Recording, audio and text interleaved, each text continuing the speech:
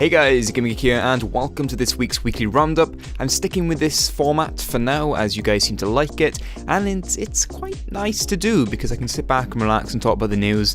And yeah, this was supposed to be up yesterday, by the way, Saturday, but I had quite a bit going on Saturday, and things weren't going to plan, so I had to put it off. I had family over and everything as well, so it didn't really help.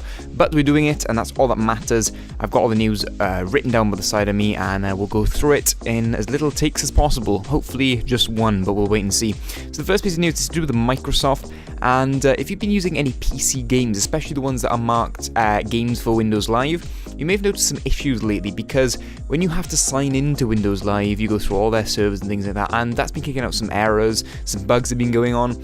So Microsoft's saying they're aware of any sign-in errors you're getting, anything to do with that kind of thing. They're aware of it, but they're looking into it, and they're not quite sure what's causing it yet, and they'll fix it as soon as they can. But there are some command prompt codes you can put in to kind of overwrite, and some saying have been working for them. So in the description is a link to the article, and it has all the command codes that you can try out. If you want to go to that extreme, you can. I haven't tried them, so I can't say for myself if they work, but they're there. I'm not going to go through them because there's no point. If you want to go and use them, go to the article and read it all there. That's all you really need. So moving on to the next piece, and that's to do with the new PS3 YouTube app. PlayStation has been needing one for a while. The web browser, and then going on through the web browser hasn't been that good. It's just not that usable, and I would never advise anyone to use YouTube on the PS3 because there's nothing, it's not really easy to use. So Xbox have had a YouTube app, and now it's time for PlayStation, and I have to say the design of it took me by surprise. It's definitely a PlayStation-esque design, completely made by Google, and it looks really good, it works really well. So if you've got a PlayStation and you want to watch videos on your TV, in full HD, then go and download the app. You can get it from the PlayStation Store. It's available right now. Looks really good, and that's all I can say about it really, so go and check it out if you have a PlayStation. And the next piece of news is to do with Minecraft, and Notch have been talking about that they were going to be bringing Minecraft to the Raspberry Pi, and if you don't know what that is, that's a little computer that's really, really cheap, really small. It's probably about that big. It's just a little motherboard with a couple of chips on, and it's really portable. They're saying it's great for things like LAN competitions or just events or just gatherings, and it's it's really cheap. You can buy it, and the whole point of Minecraft Pi Edition is that you can code in the game. So it's for these young, inspiring coders that want to edit the game, make their own version, add things into the game, and that's what it's all about. It's all about you get into grips with the game first, and you can use the game as normal, and then once you've started building structures in the game, you can then go into the code. It supports a range of different code platforms. I'm not sure what particular codes it can use, but the article is in the description. You can go and read more about that if you are interested. But yeah, if you want to code games, if you have maybe been coding games and always wanted to look into Minecraft and see what actually goes on behind there, then it's really, really good to go and check it out. I'm not sure if it only works on the Raspberry Pi, but it is designed for that, and you can pick that up pretty cheap anyway. So if you just want to get one, it may be worthwhile, because then maybe you can take it into your sixth form school, uni or whatever, maybe that you're doing a coding course and go, look, this is what I'm doing, or something like this, or use it for a project. I don't know, but go and check that out in the description. It's really, really cool. I definitely advise any aspiring programmers to go and have a look. Now the next piece of news is to do with the alleged PS4 controller design. Some leaked images have been released onto the web. It's from a dev kit actually, so probably some developers somewhere have took a photo and put it on the web. Probably shouldn't have, because they probably have Sony on their asses now trying to sue them or something, I don't know.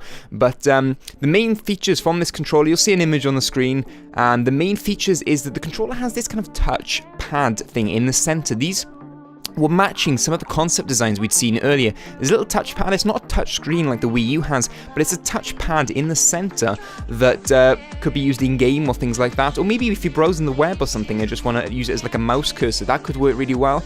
Underneath that, it's also been noted there's a little speaker and a mic located around there as well, so maybe voice calls, things like that, or maybe extra in-game stuff, like extra sounds could be played through there, like the Wii and the Wii U does. And the joysticks have been slightly redesigned as well. Rather than being a complete dome, you have a kind of Xbox-esque dip in, and inside that dip there's a dome as well, so it's kind of keeping your thumb on the stick, because the dome sticks could occasionally cause your thumb to slip off a little. Nothing major, but anything that makes it more comfortable, easy to use, I'm all for. So yeah, obviously I haven't felt it yet, but it should be pretty good. And that's all really on the design. There's a big blue light on the top of it as well. And I don't know, that's for something. The PlayStation button is still there as expected. The D-pad is slightly larger, probably easier to use. It does look slightly easier to use, which is always good, because the D-pad is always like a little extra thing. You'd only use it for, you know, switching to a weapon or pulling up a kill streak or any little option type thing. It wasn't really used all the time, but maybe if it is easier to use, some games may use it a bit more, and rather than just being like a little additional thing on the side, if you want to put it like that. But there you go, that's all I have on that controller. And the Sony event, if you are wondering, that could be announcing this next PlayStation is going on Wednesday the 20th, so next Wednesday at 6 PM EST, which in the UK, if you guys are wondering, because I had to check it out for myself, is 11 PM. But if you go on the web, and if you're not in either of those time zones, and put EST2 and then put your time zone in, there is a really good website. I can't remember what the website's called, but it gives you the breakdown of both time zones, and you can go 6 PM in EST and then go over and see what it is in your time zone. Really, really good thing to use, so check out. There's loads of websites that will be doing live streams, IGN, Computer and Video Games. I don't know any other off the top of my head, but I think even maybe the PlayStation website will be doing one as well. I'm not sure, but there's definitely a website for that. On the article I've linked in the description, there's a link to that website. Go and check it out, and all the information is on there, and yeah, get prepared is all I'm going to say. Now, the last piece of news I've got for you guys is just a small little thing. Grid 2 is coming out on the 31st of May, and I just had to check there in the UK. And they've just released some first official gameplay footage. It looks absolutely amazing. I saw this game at Eurogamer. I went to the dev conference, and it's a really good game. Cody's a really great bunch of developers for racing games. They make some of the best racing games out there on the market right now, including stuff like Dirt.